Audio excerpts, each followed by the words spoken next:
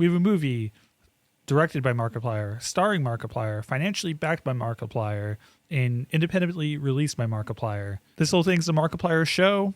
It's everything you want to put on screen. Don't worry, though. It's Know the Room. And I did want to mention, I'm not one for popcorn buckets. I think they take up a lot of space and they're overly expensive. Iron Lungs got a cool one. They released the file so you can 3D print it at home, and people were doing different colored variations. I think that's really awesome that he did that. And there are a couple other actors in the movie. They're all voiceover work, though. You only see Mark. I played all of Iron Lung myself, got all the achievements. Not a very hard thing to do. Of course, I watched his Let's Play as well.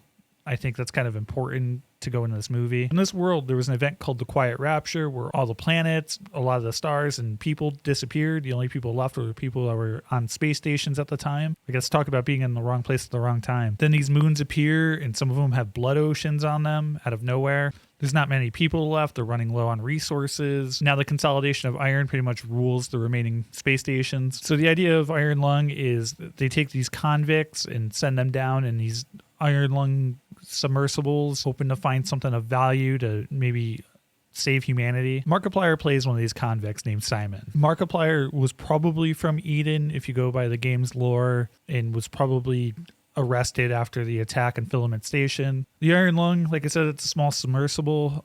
It's welded at the top. They shut them in. They completely seal it. There's no windows. The only way you can see is there's a camera that takes X-ray photos of the exterior of the ship, and they hope he can find something. This is his task. He doesn't really know what he's doing. We don't know what he's looking for. They just pretty much like, good luck. You'll know it when you see it. Very much video game logic there. The movie's very vague here, and I really think having knowledge of the lore of the game really benefits you. If you don't know that, it might be worth watching his Let's Play, especially the lore one, or watching a lore video on YouTube. The whole movie pretty much takes place in this claustrophobic space, just like the game.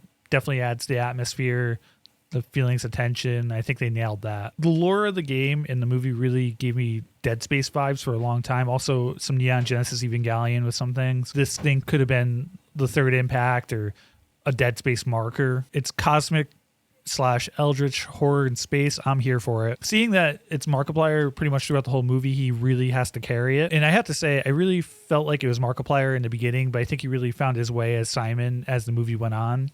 And it definitely got better. And Markiplier can definitely act. I'll give him that. Especially in the last act where the movie really picks up. The last segment's like a fever dream, and I'd really like to watch it again. I saw 3 movies this weekend, and this is the one that stuck with me the most. The beginning of this movie really drags. The first act is pretty boring.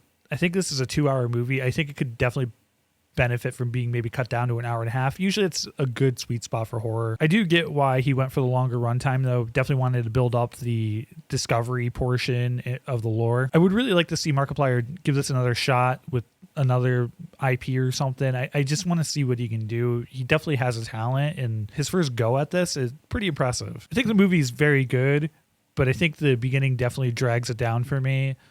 And I also think that they should have maybe explained the lore a little bit better for new watchers. So that takes away. I could not imagine going into this movie with no knowledge of the game's lore. I don't think I would have liked it as much if I went in blind without knowledge of the game. But I definitely think it's worth checking out.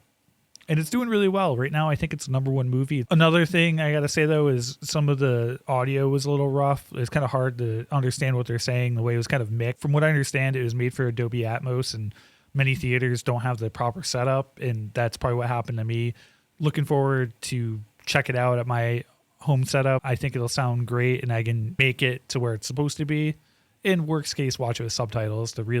It lost me a little bit there because I just could not understand what the words were being said to Simon. So now I'm going to start talking about the ending. I told you what I thought about it. Definitely go see it. It's good. Leave the video if you don't want to be spoiled, because I'm going to be jumping into the main story of this whole movie starting now. So we established the movie is following Simon, who's a convict. It's implied he destroyed another space station, probably Filament Station. From lore of the game, you get that from. Throughout this, there's definitely a creature following his sub. The game had hints at an even larger eldritch creature, and there's a lot more lore on that. I'm not going to dive deep into that, but there's plenty of lore videos if you are interested. And maybe 30 minutes, maybe more into the movie, the Iron Lung gets detached from the main ship, and that's where things really start to happen. When Simon wakes up, he's definitely a little bit delirious, whether it's from injury or from lack of oxygen. The creature hasn't destroyed the ship, but dragged him into a cavern of some sort. A new voice comes on the speaker telling him he's going to die in the sub. It was always going to be this way for him. The voice claims to be from the SM-8, which is another ship that